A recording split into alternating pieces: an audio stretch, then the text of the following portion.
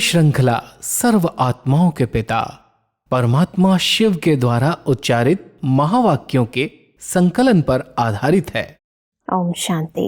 Godlywood studio द्वारा प्रस्तुत अमूल्य रत्न में आप सभी का हार्दिक स्वागत है। संसार में सर्वश्रेष्ठ शक्ति सत्यता की शक्ति है, क्योंकि यही वो शक्ति है जिसे स्वयं सर्वशक्तिवान परमात्मा के साथ जोड़ा जाता है। यूँ तो सत्यता की परिभाषा व इसके मायने प्रत्येक मनुष्य के लिए भिन्न भिन्न है, परंतु स्वयं सत्यम शिवम सुंदरम परम पिता परमात्मा सत्यता का क्या अर्थ बताते हैं और सत्यता की इस शक्ति को परम पिता परमात्मा की प्रत्यक्षता में हम कैसे यूज कर सकते हैं, आज हम ईश्वरीय महावाक्यों द्वारा समझेंगे। इन महावाक्यों के स्पष्टीकरण के लिए हमारे मध्य हैं प्रजापिता ब्रह्मा कुमारिस ईश्वरीय विश्वविद्यालय के वरिष्ठ राजयोगी शिक्षक आदरणीय राजू भाई साहब। तो सब आपका आज के एपिसोड में बहुत बहुत स्वागत है। ओम शांति। सब आज हम बात करेंगे 12 मार्च 1985 के महावाक्यों पर। इसका टॉपिक है सत्यता की शक्ति। तो सब परमात्मा कहते हैं, सब दूर देशवासी बच्चे, भिन्न धर्म भिन्न मान्यताएं भिन्न रीति रस्म में रहते हुए भी इस ईश्वरीय विश्वविद्यालय की तरफ व राजयोग की तरफ क्यों आकर्षित हुए।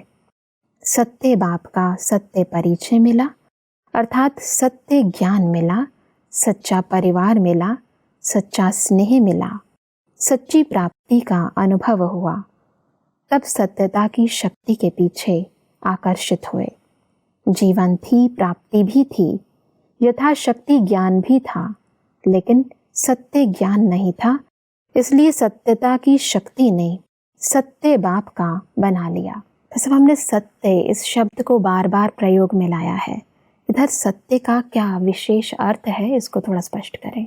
परमात्मा पिता अपने भिन्न भिन्न धर्म के बच्चों को देख करके उनके प्रति संबोधित कर रहे हैं कि आप सब भिन्न भिन्न मान्यताओं वाले बच्चे जो विदेशों में रहते हैं, अनेक धर्मों में कन्वर्ट हुए, उन्होंने जब परमात्मा को पहचाना, वो कौन है, किस रूप में मिलते हैं, कैसे आते हैं, तो पहचानने के बाद उनको सत्य की पहचान मिली कि मैं कौन हूँ और मेरा पिता कौन है।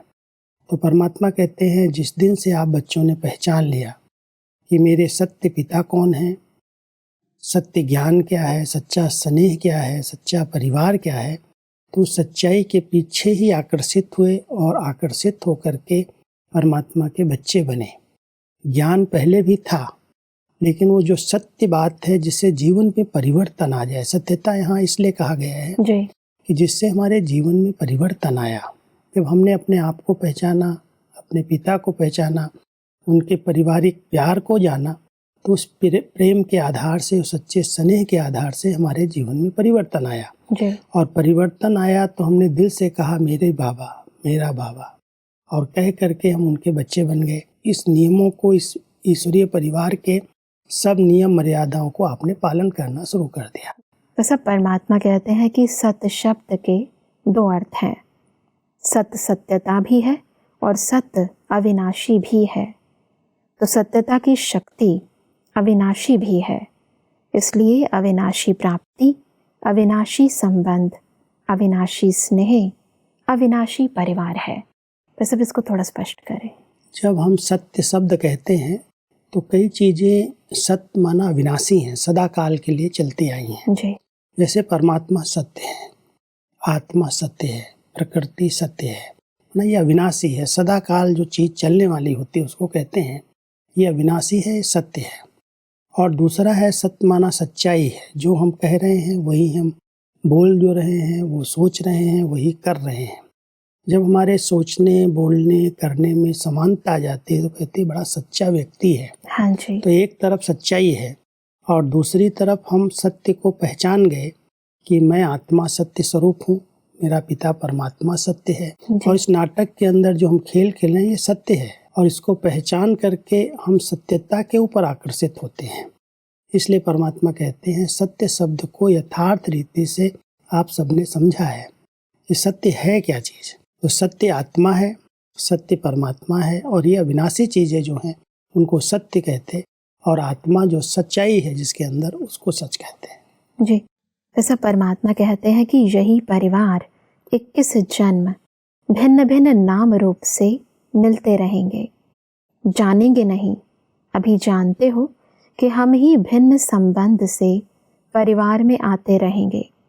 इस अविनाशी प्राप्ति ने, पहचान ने दूर देश में रहते हुए भी अपने सत्य परिवार, सत्य बाप, सत्य ज्ञान की तरफ खींच लिया।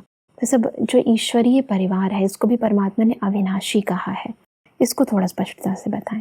क्योंकि इस चक्र के अंदर जब हम आत्माएं आती हैं खेल खेलने के लिए, पाठ बजाने के लिए, तो जो सतयुग में आत्माएं अवतरित हुई, सतयुग और त्रेता में जो 21 जन्म देवी देवता रूप में पार्ट प्ले किया, वही आत्माएं पार्ट बजाते बजाते जब संगम युग आता है तो भले भिन्न देश, भिन्न धर्मों में चले जाएं, लेकिन वो फिर से इकट्ठे होकर के मिलते हैं। तो वो ईश्वरीय परिवार के जैसे एक सदस्य बन जाते हैं। और परमात्मा की जब पहचान मिलती है कि हम उनके बच्चे, और इस नाटक के अंदर हम सब पाठधारी एक साथ पाठ बजाते हुए पूरे कल्प में आए हैं, इसलिए परमात्मा कह रहे हैं ये अविनाशी स्नेह और अविनाशी परिवार आपको जैसे प्राप्त हो गया।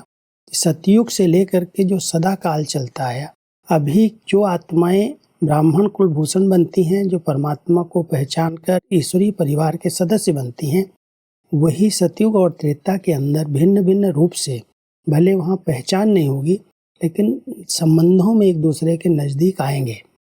तो परमात्मा कहता अभी तो पहचान है, और पहचान के आधार से आप कहते हो ये हमारा अविनाशी संबंध है, क्योंकि हम पूरे कल्प में साथ ही पाठ बजाते बजाते इस चक्र में आए हैं।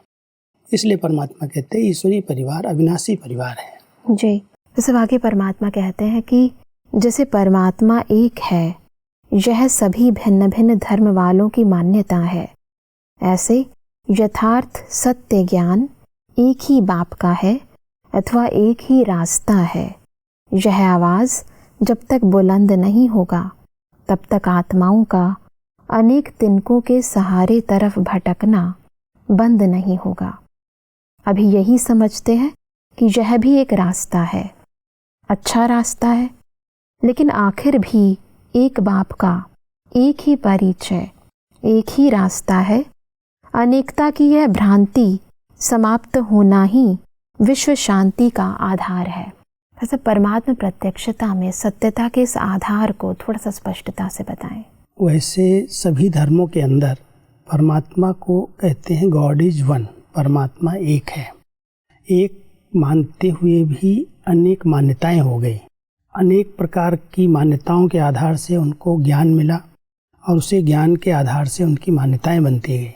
परमात्मा कहते हैं जब तक इन आत्माओं को इस सत्य ज्ञान का परिचय नहीं मिलेगा तब तक अनेकता एकता में बदल नहीं सकती। हर एक अपने अपने धर्म के अनुसार अपने परमात्मा को भी अपने रूप से याद करता है, उनकी शिक्षाओं को भी अपने अपने रूप से याद करता है, लेकिन सत्य ज्ञान परमात्मा के द्वारा ही प्राप्त होता है। यही सत्य और अविनाशी ज्ञान है। जब परमात्मा कह रहे हैं जब ये अनेकता खत्म हो जाएगी, अभी तो कहते हैं ये भी बहुत अच्छा है, ये भी बहुत अच्छा है, भिन्नताओं को ही सब अच्छा अच्छा कह करके समझते, यही ये भी सत्य है, ये भी सत्य है। हाँ जी, तो अनेकता दिखाई देती है जी। परमात्मा कहता है जब सब आत्माएं, सब धर्म की आत्माएं समझ लेंगी परमात्मा जब एक है तो उसका ज्ञान भी एक ही है, और वो सत्य ज्ञान ही हमें सद्गति दे सकता है। उस सत्य ज्ञान से ही विश्व में शांति हो सकती है। इस बात को अभी आप बच्चों को प्रत्यक्ष करना है, क्योंकि आपने उसका अनुभव किया है कि परमात्मा सत्य है और उनके द्वारा पढ़ाया गया ज्ञान सत्य है और ये परिवार सत्य है। जब आप इसकी तरफ आकर्षित हुए, आपने इसको पहचाना, तो अभी आपका कर्तव्य है दूसरों को ये पहचान देना और पहचान दे करके उनको समीप ला करके इस परिवार से जोड़ना। ये प्रत्यक्षता का भी आधार है, क्योंकि उनको पहचानेंगे, और जब पहचानेंगे तो विश्व में शांति अपने आप हो जाएगी कि हमारा पिता एक है, हम एक घर से आए हैं, एक ही हमारा स्वधर्म है, एक देश के हम वासी हैं जी। जब ये स्मृति आ जाती है तो एकता आ जाती, और उस एकता के आधार से विश्व में शांति की स्थापना हो जाती। बिल्कुल। वैसे तो दुनिया में कहते हैं कि गॉड इज वन, परंतु देखा जाता है कि वो ये समझते हैं कि अलग अलग परमात्मा के ही रूप हैं। और उन रूपों के कारण ही आपस में मतभेद कर बैठते हैं। हर एक समझता है कि ये भी भगवान है, ये भी भगवान है, ये भी भगवान है। जी। एक तरफ कहते हैं गॉड इज वन, परमात्मा एक है, और दूसरी तरफ अपने अपने धर्म स्थापक को या अपने अपने इष्ट को ही समझ लेती ये भी भगवान है। जी। तो परमात्मा कहते हैं जब तक उनको सत्य पहचान नहीं मिली और पहचान के साथ साथ उस परमात्मा के द्वारा जो सत्य ज्ञान मिला है उसको नहीं पहचाना है, तब तक अनेकता एकता में बदल नहीं सकती, और एकता जब तक नहीं होगी तब तक विश्व शांति नहीं हो सकती। बिल्कुल। परमात्मा आगे कहते हैं कि नम्रता और रहम की भावना अभिमान की महसूसता नहीं कराती। जैसे मुरलियों को सुनते हुए कोई भी अभिमान नहीं कहेगा, अथॉरिटी से बोलते हैं यह कहेंगे, भल शब्द कितने ही सख्त हों लेकिन अभिमान नहीं कहेंगे, अथॉरिटी की अनुभूति करते हैं। यह क्यों होता है? जितनी ही अथॉरिटी है उतनी ही नम्रता और रहम भाव है। ऐसे बाप तो बच्चों के आगे बोलते हैं, लेकिन आप सभी इस विशेषता से स्टेज पर इस विधि से स्पष्ट कर सकते हो। बस अब इस विधि को थोड़ा स्पष्टता से बताएं। बहुत सुंदर विधि परमात्मा ने बताई है सत्य ज्ञान को कैसे दूसरों तक पहुंचाना है। क्योंकि अगर हम स्टेज पर अपनी अथॉरिटी से कहेंगे यही सत्य है तो लोगों में टकराव पैदा होगा, उनके अंदर आएगा इनको अपना अभिमान है। परमात्मा कह रहे हैं देखो कैसे बाबा ने अपने महावाक्यों में मुरली के अंदर अथॉरिटी यूज की है, सख्त शब्द भी बोले हैं, लेकिन उनके पीछे उनका रहम भाव दिखाई देता है, उनमें नम्रता दिखाई देती है। तो जहाँ ये बैलेंस आ जाता है, एक तरफ अथॉरिटी है सत्यता की, कईयों को जब सत्यता की अथॉरिटी आ जाती है तो अहंकार आ जाता है, बोलने की भाषा बदल जाती है।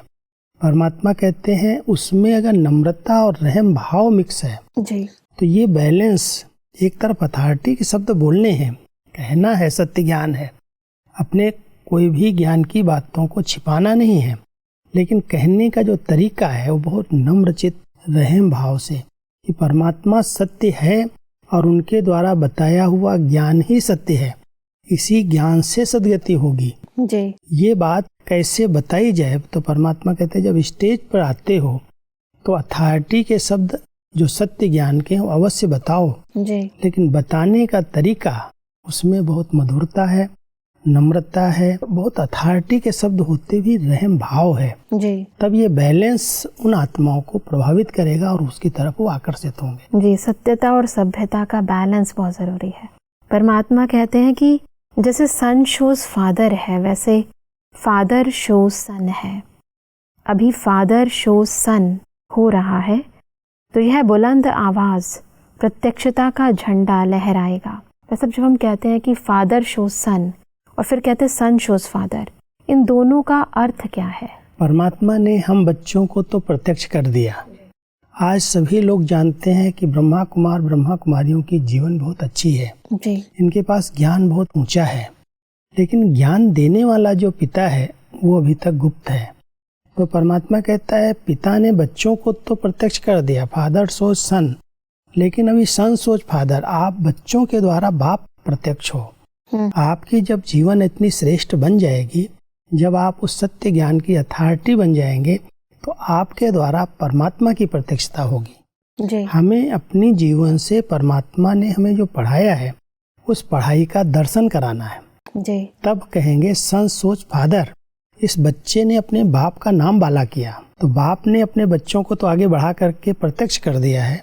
अब बच्चों का कर्तव्य है अपनी जीवन से ज्ञान को जीवन में उतार करके परमात्मा ने ज्ञान दिया है उस ज्ञानदाता को प्रत्यक्ष करना है। बिल्कुल, जो सत्यता हमने अपने जीवन में धारण की है उस धारणा से अनेक आत्माओं को ईश्वरीय ज्ञान देना, ईश्वरीय पैगाम देना। तो सब परमात्मा कहते हैं कि बैलेंस रखने से अनेक आत्माओं को स्व सहित ब्लेसिंग दिलाने के निमित्त बन जाएंगे।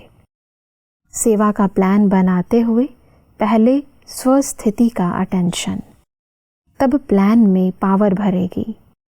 प्लान है बीज, तो बीज में अगर शक्ति नहीं होगी, शक्तिशाली बीज नहीं, तो कितनी भी मेहनत करो श्रेष्ठ फल नहीं देगा। इसलिए प्लान के साथ स्वस्थिति की पावर जरूर भरते रहना है। परमात्मा एक बहुत सुंदर बैलेंस बता रहे हैं। कई बार हम सेवाओं में लग जाते हैं और सेवाओं के बीच में हमारी स्थिति नीचे ऊपर होती है। जब तक स्वस्थिति अच्छी नहीं है तब तक सेवाओं की सफलता नहीं हो सकती जी।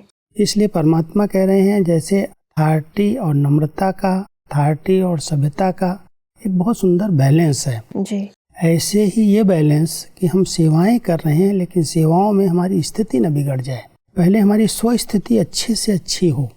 जब स्वस्थिति अच्छी है तो जो हम सेवा करेंगे उसमें सफलता प्राप्त होगी जी। लेकिन अगर स्वस्थिति डगमग हो रही है, नीचे ऊपर हो रहे हैं, हमारी जो आंतरिक खुशी है, स्थिति है, वो हिल रही है, बैलेंस नहीं है और हम दूसरों को ज्ञान सुना रहे हैं, हम आपको शांति का संदेश दे रहे हैं, तनाव मुक्त जीवन का संदेश दे रहे हैं और हमारे अंदर ही अशांति है, हम ही तनाव में है, टेंशन में है, तो बोलने का प्रभाव नहीं पड़ता जी। इसलिए परमात्मा कहते हैं किसी को कोई बात जब कही जाती है, सेवा कर रहे हो तो सेवा के साथ साथ आपकी स्थिति भी इतनी ऊंची हो जी। तो जब ये बैलेंस होगा तब ब्लेसिंग्स आपके द्वारा लोगों को मिलेंगी। तो इसमें भी कई बार परमात्मा कहते हैं कि यदि आप सेवा में लग जाओ तो आपकी स्थिति अच्छी हो जाएगी।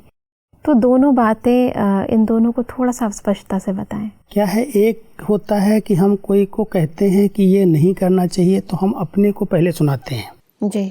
तो उसके एक प्रभाव से, जैसे मैंने कहा कि गुस्सा करना रांग है, नहीं करना चाहिए, लेकिन मैं अपने गुस्से को जीत नहीं पाया हूँ जी। कह रहा हूँ दूसरों को और उस आत्मा ने इस कहने की बात को अच्छी तरह से समझा और उसने गुस्से को जीत लिया। तो उसके अंदर ये भावना रहती है कि इस भाई ने, इस बहन ने मुझे बहुत अच्छा मार्गदर्शन दिया, तो उसकी दुआएं मिलती हैं, उसका एक शुभ भावना का संकल्प, उसने क्रोध को जीता तो उसके द्वारा जो दुआएं निकली उसके आधार से हमारा पुरुषार्थ सहज हो सकता है जी। लेकिन परमात्मा कहता है ये दूसरी विधि है। पहली विधि ये है कि आप पहले अपनी बहुत अच्छी स्थिति बनाओ, पहले अपने जीवन में सब बातें धारण करो जी। और धारण करेंगे तो बहुत जल्दी लोगों पर प्रभाव पड़ेगा। बाकी अगर नहीं कोई धारणा हो रही तो बैठ नहीं जाओ, ये नहीं सोचो मेरे अंदर है ही नहीं, मैं कैसे दूसरों को कहूँ जी। तो परमात्मा वहाँ पर फिर हम बच्चों को मार्जिन देते हैं, कोई बात नहीं है, आप दूसरों को कह रहे हो, अगर वो परिवर्तन हो गया आपके कहने अनुसार, उसने अपने आप को चेंज कर लिया तो उसकी जो दुआएं हैं, उसका जो अंदर की शुभ भावनाएं हैं वो आपको परिवर्तन कर देंगे। विधि है ये, लेकिन सत्य विधि यही है कि पहले हम अपने जीवन में धारण करें और धारण करने के बाद फिर दूसरों को कहें, वो बैलेंस जल्दी सफलता दिलाएगा। करके सिखाना जो है उसका प्रभाव ज़्यादा पड़ता है, उसी का प्रभाव पड़ता है जी। वैसे परमात्मा कहते हैं कि सेवा के निमित्त बने हुए बच्चों के हर संकल्प में, हर सेकंड में सेवा है। आपको देखकर जितना उमंग उत्साह बढ़ेगा उतना ही बाप को याद करेंगे, सेवा में आगे बढ़ेंगे, इसलिए सफलता सदा साथ है ही है। सब सेवा की इस ऊंची स्थिति को थोड़ा स्पष्ट करें। परमात्मा हम सबको जो निमित्त आत्माएं हैं उनको संबोधित करते हुए कहते हैं जी कि जब आप बच्चे सेवा के क्षेत्र पर जाते हो तो आपको देख करके लोगों के अंदर जो उमंग उत्साह आता है वो भी उनको सेवा के लिए प्रेरित करता है। कई प्रकार की सेवाएं होने लगती हैं, इसलिए निमित्त आत्माओं के हर कदम में, हर श्वास में, हर संकल्प में सेवा है। कहीं पर भी आप जाओ, अगर आप सेवाधारी हैं और सेवाधारी उस स्थान पर पहुंच जाते हैं तो उनको देख करके लोगों में उमंग आ जाता है जी। मुझे भी करना चाहिए, मुझे ये सेवा करनी, मुझे ये सेवा करनी। तो परमात्मा अपने बच्चों का भाग्य बनाने की एक बहुत अच्छी विधि बताते हैं। मान लो कहीं किसी स्थान पर सेवाएं बहुत ठंडी हैं, बहुत कम चल रही हैं, अगर वो किसी एक निमित्त को, बड़े को अपने सेवा स्थान पर बुलाते हैं जी। या आप आकर के यहाँ पर 2 दिन का कार्यक्रम करके जाएं, चाहे स्नेह मिलन करें, चाहे योग तपस्या के कार्यक्रम करें, तो जब निमित्त आत्मा कोई उनके स्थान पर जाती है, दूसरे सेवा केंद्रों से या हेडक्वार्टर से कोई जाती है जी, तो उनके जानने से वहाँ के सभी भाई बहनों में एक नया उमंग आ जाता है। बिल्कुल। और उनका उसी तरह से अब इनके लिए ये करना है, इनके लिए VIPs बुलाने हैं, इनके लिए स्नेह मिलन करना, तो कई प्रकार की सेवाएं अपने आप हो जाती हैं। बिल्कुल। तो परमात्मा यहाँ कह रहे हैं जब आप बच्चे जो सेवा के निमित्त बने हुए हो, जी। जिनको परमात्मा ने सेवा की जवाबदारी दी है, आप सेवाधारी किसी भी स्थान पर जाते हो जी। तो आपके हर कदम में, हर संकल्प में, आपके हर श्वास में सेवा समाई हुई है। बिल्कुल। इसलिए किस लिए जा रहे हैं ये भी सोचना नहीं है। आपका जाना ही वहाँ की आत्माओं में उमंग उत्साह भर देना है जी। उनका तन, उनका मन, उनका धन सब कुछ सफल हो जाता है जी। तो जब सफल होता है तो सफलता मिलती है, क्योंकि कोई भी सफलता के लिए सफल करना आवश्यक है। अगर हम चाहते हैं हमारे को सफलता मिले तो क्या हम सफल कर रहे हैं? हमारा समय सफल हो, हमारे पास जो शक्तियां हैं, तन की शक्ति है, वो सेवा में लगे तो सफल हो। तो जब सफल करेंगे तन, मन, धन, समय, जो शक्तियां हैं जी, तो सफलता हमारा जन्म सिद्ध अधिकार है। बिल्कुल। तो इसलिए परमात्मा कह रहे हैं जो निमित्त मेरे बच्चे किसी भी स्थान पर चले जाएं तो वहाँ उनके कदम पड़ना माना सेवाएं भरपूर हो जाएंगी, सेवाओं के पीछे सेवाएं होती रहेंगी जी। इसलिए इनका जाना ही सेवा है। तो इसलिए परमात्मा अपने बच्चों को, विशेष सेवाधारी बच्चों को कहते हैं कि आप बच्चों के हर कदम में सेवा है और सेवा के कारण जहाँ भी आप जाते हो वहाँ अनेकों का भाग्य बनता है। बिल्कुल भाई साहब, आज हमने सत्यता की शक्ति क्या है और इस शक्ति के द्वारा हम कैसे ईश्वरीय प्रत्यक्षता कर सकते हैं, इन सभी विधियों को समझा। भाई साहब, स्पष्टीकरण के लिए आपका बहुत बहुत धन्यवाद। ओम शांति। दर्शकों, आज के महावाक्यों में परमात्मा ने कहा कि हमें सत्य ज्ञान व सत्यता की शक्ति को विश्व में प्रत्यक्ष करना है। परमात्मा ने कहा कि विश्व में शांति लाने व अनेकता की भ्रांति को मिटाने के लिए हमें एक परमपिता परमात्मा का परिचय सर्वात्माओं को देना है। परमात्मा ने कहा कि ईश्वरीय ज्ञान को स्पष्ट करने के लिए हमें अथॉरिटी के साथ साथ नम्रता व रहम की भावना को भी जीवन में धारण करना है। दर्शकों, आज के महावाक्यों से संबंधित यदि आपके मन में कोई भी प्रश्न है तो आप हमें ईमेल कर सकते हैं। हमारा ईमेल आईडी है amulyaratna@godlywoodstudio.org। अगले एपिसोड में एक और अव्यक्त वाणी के साथ आप सभी के समक्ष हम फिर हाजिर होंगे। तब तक के लिए लेते हैं इजाजत। ओम शांति। अधिक जानकारी के लिए संपर्क करें Amulya Ratan Godlywood studio, Manmohini Van, Shanti Van post, Abu road, 307510, district Sirohi, Rajasthan. Email ID है amulyaratna@godlywoodstudio.org। इस श्रृंखला को प्रजापिता ब्रह्मा कुमारीज ईश्वरीय विश्वविद्यालय के सेवा केंद्रों पर क्लास में नियमित रूप से चलाने के लिए गॉडलीवुड स्टूडियो से संपर्क करें।